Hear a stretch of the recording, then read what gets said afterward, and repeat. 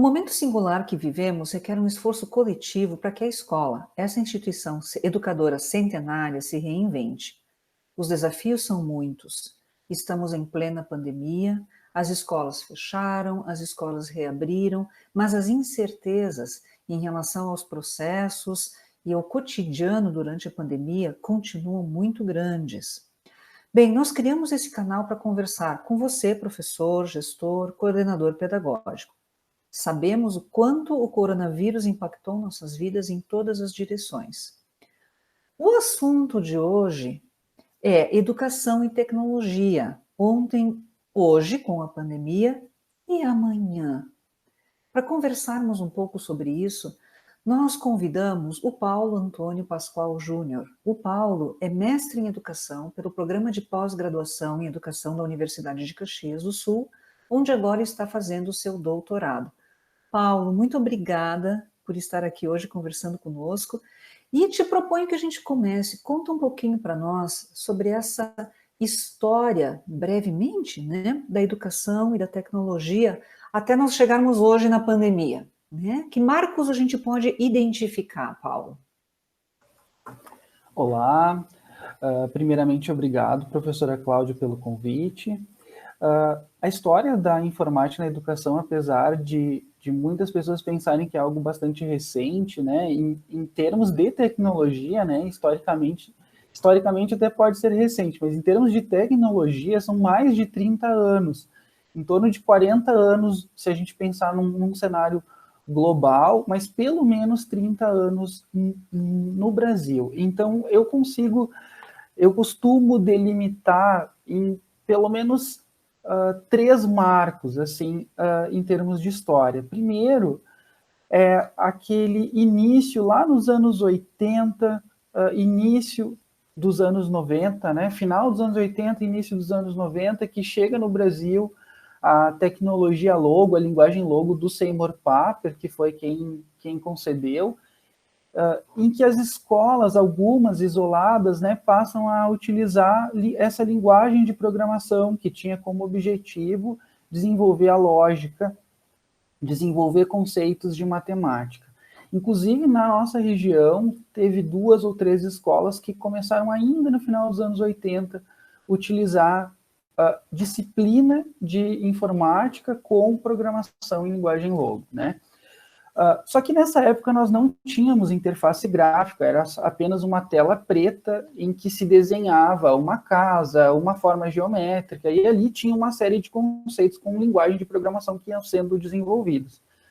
Mas com a evolução dos computadores e da interface gráfica, principalmente ali depois dos anos 90, muitas escolas que tinham informática na educação, né, que começaram lá ainda com a linguagem Logo, elas deixaram de lado. Por quê? Porque chegava a ser uma concorrência desleal trabalhar com aquela interface do Logo e poder comparar, né, se a gente pensasse numa interface de um apresentador de slides, no editor de texto, a própria interface do Windows. Então, parece que lá no início a gente tinha o usuário como quem estava aprendendo, né?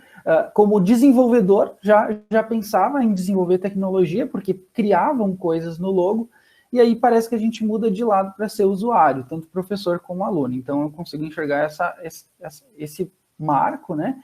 Que é trabalhar nas escolas especificamente como usuários, que não é o ideal, né? Depois a gente vai ver fortemente ali, depois de 2005, 2006, uma série de tecnologias chegando para fomentar o desenvolvimento do que a gente chama de pensamento computacional, de conhecimento de programação, com o Scratch, com os brinquedos Lego programáveis, né? E a gente está nessa fase, ainda nessa fase dos anos, se a gente fosse pensar, né, como estaria hoje, a gente vai estar pensando nessa retomada da importância do mudar de lado, né, de não fomentar uma educação tecnológica especificamente para formar usuários. Né? O Paulo Blechstein, que é um brasileiro que pesquisa sobre pensamento computacional, ele diz assim, não dá para para inventar o DNA, decodificar o DNA combinando informações da internet. E se a gente pode pensar aí numa crítica, né, para a educação tecnológica, é porque que muito tempo se combinou apenas informações. Então, hoje a gente pode falar que a gente está mudando, virando a chave na educação tecnológica. Esse virando a chave, né, da educação tecnológica, é algo que estaria presente em todas as escolas, ou a gente ainda vê muitas escolas como usuárias, consumidores de tecnologia e alguns movimentos dessa mudança de lado para uma postura mais ativa, mais de construção, de desenvolvimento? Como é que tu vê isso, Paulo? Eu penso que existem muitas escolas que estão realmente pensando e discutindo a importância de desenvolver essas habilidades e competências, né, de possibilitar que seus estudantes criem um site, criem um aplicativo, criem o seu próprio jogo, mas ainda existe muitas escolas, com certeza, que ainda trabalham nessa perspectiva de reproduzir, de simplesmente ser usuário. Eu acho que ainda precisa avançar muito, apesar de que nós temos ouvido muito sobre escolas que têm programação, escolas que têm robótica, escolas que têm atividades de criação, né?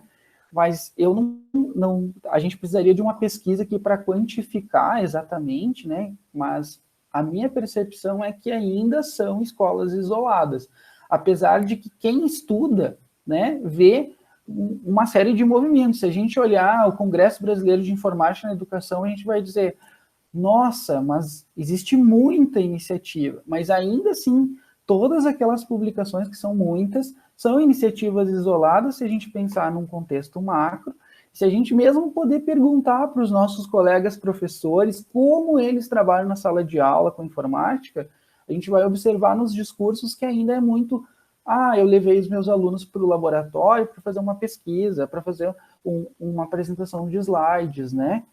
Então, existe eu acho que a gente evoluiu muito, mas ainda precisa evoluir mais. Então, o hoje, se a gente pudesse definir, a gente vai ter um hoje com uma perspectiva para melhora, né, nesse sentido, mas ainda tem que evoluir muito, porque a gente ainda tem muitas situações que a informática é só mais um gadget, assim, mais um penduricalho ali do currículo, porque a gente poderia fazer uma discussão específica também, só de como introduzir essa informática na educação, se vai ser com currículo, se vai ser com disciplina, porque aí tem uma crítica imensa, a gente poderia fazer uma conversa específica só sobre essa curricularização da educação tecnológica.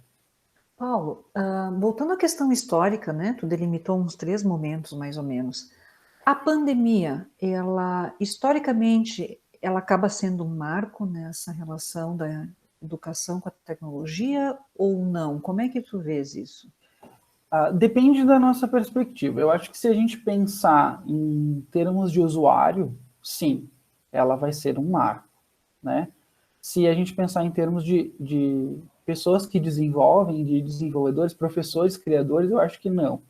Mas vou preferir pensar que é um marco pelo fato de que, digamos assim, obrigou muitas pessoas que ainda eram avessas à tecnologia a utilizar, porque não tem mais o que fazer. Vamos ter que usar videoconferência, vamos ter que usar editores de textos online, vamos ter que usar todos os ambientes que nos são o próprio AVA, né?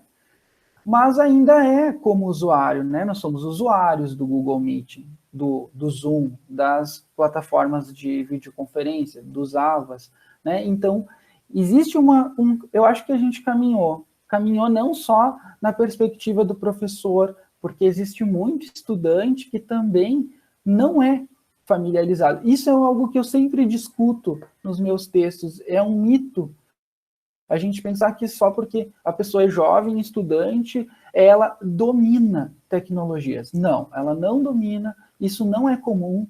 E quando eu converso com colegas meus, eu já dei muitas aulas de informática básica, a gente vê, tem muitos adolescentes que não conhecem tecnologia como usuário, tá? Então, a gente tem sim um avanço, porque hoje o aluno precisa postar o seu arquivo, ele precisa entender qual é o formato do arquivo, precisa colocar lá no aula, precisa acessar, então a gente avançou em termos de usuário. Mas a gente precisa avançar mudando de lado, né? Desenvolvendo habilidades e competências que nos possibilitem criar nossas próprias tecnologias. Paulo, nós teríamos com certeza conversa para muitas horas, mas nós vamos ter que interromper aqui. Nossos diálogos, eles são curtinhos, porque a gente quer que eles possam ser vistos por muita gente, né? Então eu vou fazer esse encerramento, mas gostaria de poder conversar contigo novamente num outro momento, Paulo. Nós agradecemos a todos pela atenção, nós agradecemos em especial ao Paulo pela abordagem do tema, queremos ouvir vocês, professores, gestores, coordenadores pedagógicos, nos enviem comentários, questionamentos. Esse é um espaço de interlocução, de construção, de troca de ideias. Muito obrigada. Paulo, muito obrigada. Muito obrigado.